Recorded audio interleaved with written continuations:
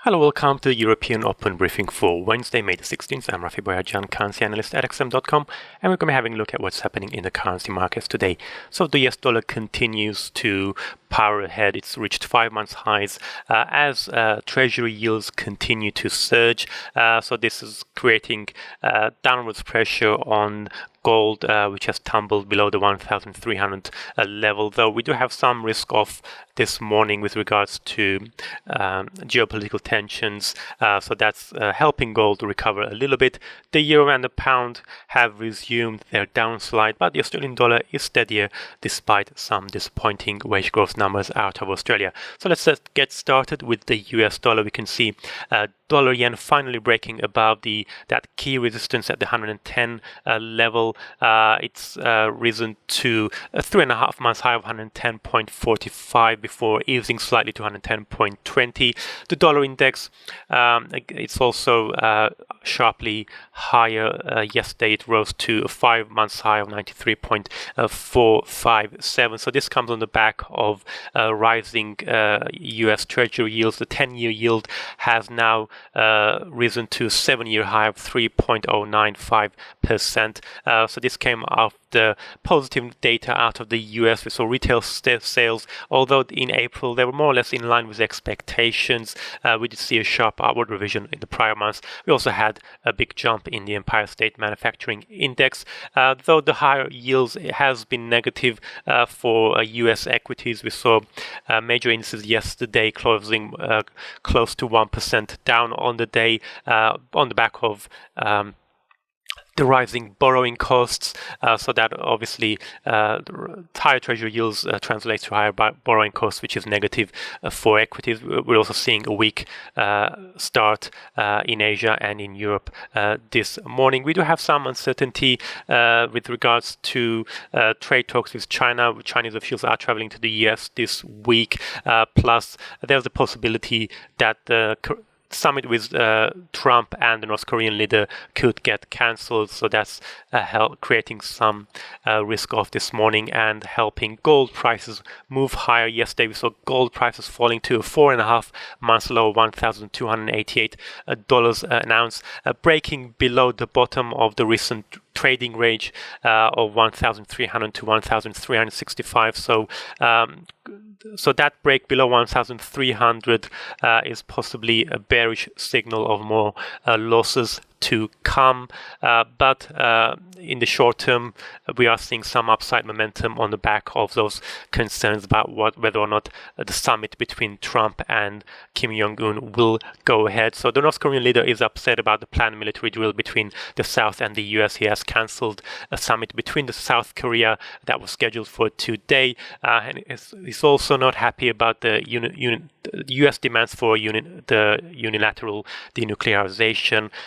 So we're going to be watching in the next in the next few days whether or not that summit will go ahead or not. And if the summit does get cancelled, we could see the US once again taking a tougher stance with China with regards to trade, as Trump will no longer need to keep China on its side in order to help the US with North Korea. The yen is also broadly firmer this morning. We did see a Japanese economy contracting by more than expected. Despite that disappointing GDP numbers out of Japan, though, the yen is still higher against most of its major peers. So the contraction in Japan's economy ends a 2-year run of positive growth in Japan, though it is seen as a one-off, and growth is expected to rebound in the coming quarters. Looking at European currencies, we can see the euro and the pound both under pressure. The euro slid to a 5 months low, $1.1814 yesterday. We saw German growth halving from 0.6 to 0.3% in the first quarter, missing forecast of 0.4%. As far as the Eurozone GDP numbers were concerned, the second reading was left unrevised, but industrial production for the euro area did come in below expectations for March, so all of that is weighing on the euro in addition to the stronger dollar, of course. But as far as the political uncertainty in Italy is concerned, with so far it doesn't seem to be a strong market reaction to that. So the anti-populist, anti-establishment parties, the Five Star Movement and the League, are still in talks to form the next government in Italy. Quick look at the pound. Yesterday it fell to 5-month low 1.3449. That came after a mixed UK jobs report, although the UK economy created more jobs than expected in 3 months to March, and we're seeing a record number of people in employment in the UK. Wage growth remains moderate. Wage growth was in line with the estimates, but it was down compared to the prior month. So again, we're seeing little inflationary pressures in the UK, like much in the rest of the world. So that's not helping expectations of a Bank of England rate hike. Sterling, though, has managed to recover to around just below the 1.35 level.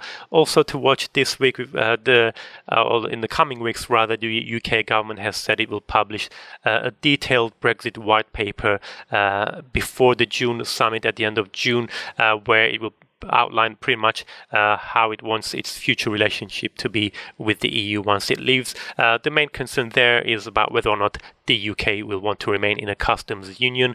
If it decides against remaining in a customs union, that would be negative for sterling.